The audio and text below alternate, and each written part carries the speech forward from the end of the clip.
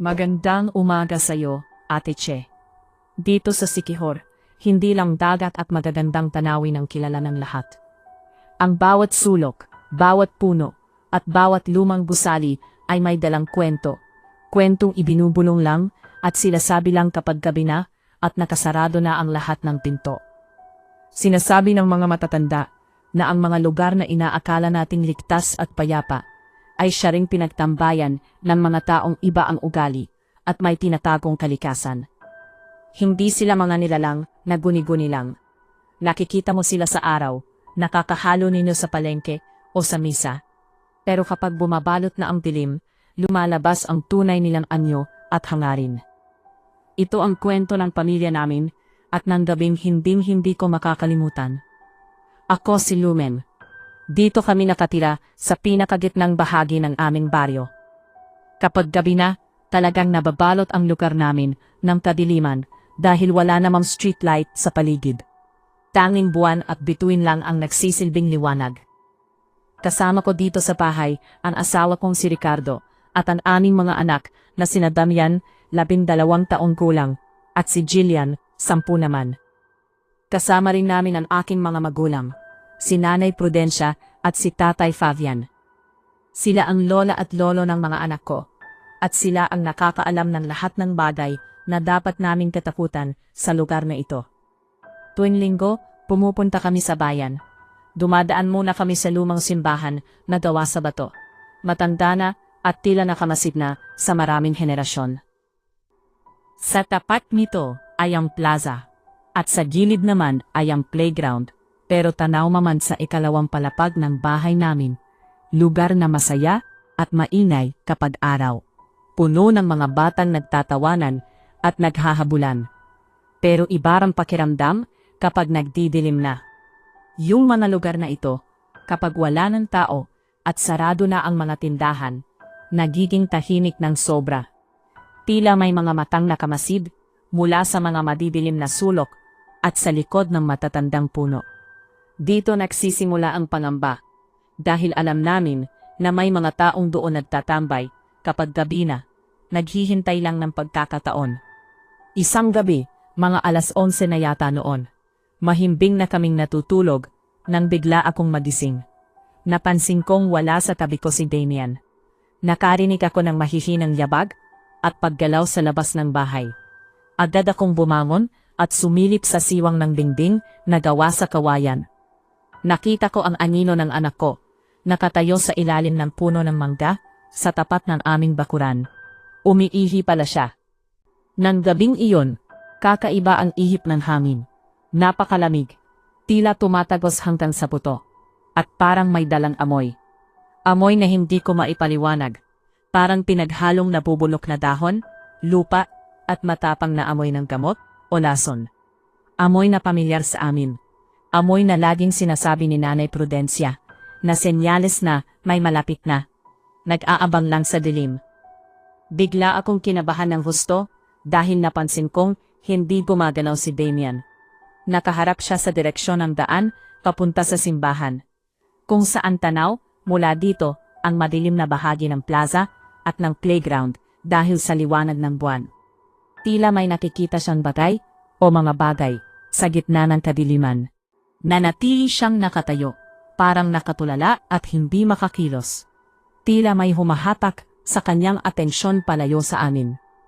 Dali-dali akong lumabas ng kwarto at naabutan ko sina Nanay Prudencia at Tatay Fabian, na nakatayo na rin sa may bintana.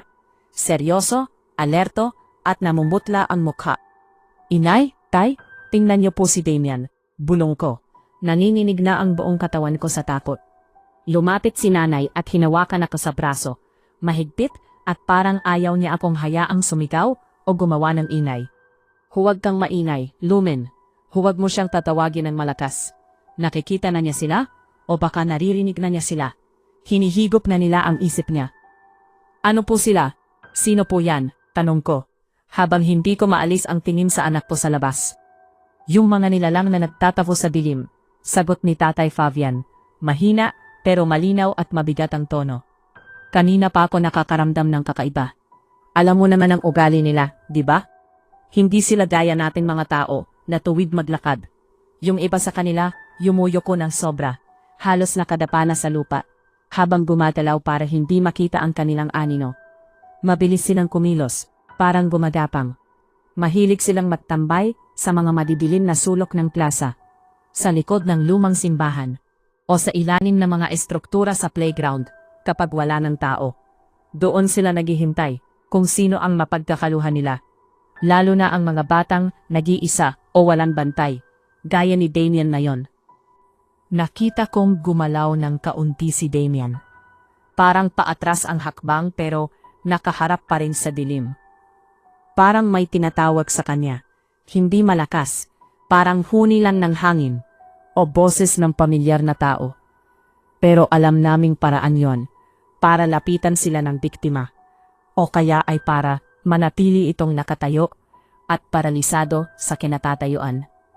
Alam nilang mahina ang loob ng mga bata, at alam nila kung paano akitin ang sinuman. Ricardo, tawag ko sa asawa ko. Halos pabulong na sigaw dahil sa takot. Agad siyang lumabas ng kwarto. Bitbit ang mahabang itak na nakasabit sa poste. Matalim at laging handa. Manatili lang tayo malapit sa ilaw ng lampara. Utos ni nanay. Nanginginig din pero matatag. Ayaw nila sa liwanag at ayaw nila sa ingay. Kapag naramdaman nilang gising ang lahat, nagtutulungan at handang lumaban, aatras yan. Pero kapag nalaman nilang takot na takot lang kayo at walang gagawin, doon sila tuluyang lulusob at lalapit ng tuluyan. Dahan-dahan kaming lumabas ng bahay. Narinig ko na si Jillian na umiiyak na sa loob dahil nagising siya sa kaba at nararamdaman din ang bigat ng paligid. Damien, pumasok ka rito agad. Bilis! Sigaw ni Ricardo. Malakas, matapang, at dumadagundong ang boses niya sa katahimikan ng gabi. Parang natauhan lang ang anak ko sa sigaw ng tatay niya. Bigla siyang lumingin sa amin, namumutla na parang papel. Nanginginig ang mga tuhod, at puno ng takot ang mga mata. Tumakbo siya papasok sa loob, at agad kaming nilapitan, humahangos at halos hindi makahinga. Lolo, ang garalgal niyang boses habang niyayakap ko siya ng mahigpit. May mga tao po kasi doon sa daan. Nakayuko sila ng sobra habang gumagapag ang palapit. Sumisilip sila dito sa bahay natin. Parang sumusunod sa bawat galaw ko. At nakakatakot po ang tingin nila. Parang walang kislap ang mga mata. Puro itim at malalim lang. Opo. Lalong kumabog ang dibdib ko. Alam namin na totoo ang sinasabi niya. Nandyan sila, nasa labas, nakapalibot, naghihintay ng kaunting siwang o pagkakamali namin para makapasok. Buong gabing yon, hindi kami nagpatay ng ilaw. Hawak ni Ricardo ang itak, nakatayo malapit sa pinto at bintana. Si Tatay Fabian naman ay naglagay ng mga dahon ng kalamansi at bawang sa bawat sulok ng bahay. Hindi dahil sa may mahika ito, kundi dahil ayon sa kanya, talagang ayaw at iniiwasan nila ang matapang na amoy nito. Si nanay naman ay hindi tumigil sa pagdarasal at pagbubulong ng mga panalangin na namana pa niya sa kanyang mga ninuno.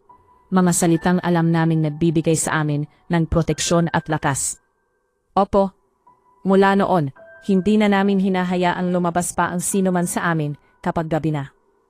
Ang mga lugar na akala namin ay payapa, ang lumang simbahan, ang plaza at ang playground, ay naging paalala sa amin na sa likod ng ganda at katahimikan ng Siquijor, nakatira ang mga taong iba ang kalikasan. Sila ay nandyan lang, nakikita natin sa araw, pero nag-aabang sa dilim, naghihintay lang ng pagkakataong mapaghiwalay tayo at mapagsamantalahan. Ito ang katotohanang dala-dala namin, at ito ang dahilan kung bakit laging nakasarado ang aming mga pinto at laging nakabukas ang ilaw tuwing gabi. Hanggang ngayon, dekada na ang lumipas, may mga kwento pa rin tungkol sa mga nilalang na nagtatago sa dilim. Pero mas malakas na ang pananampalataya ng mga tao, kausa sa kapangyarihan ng dilim.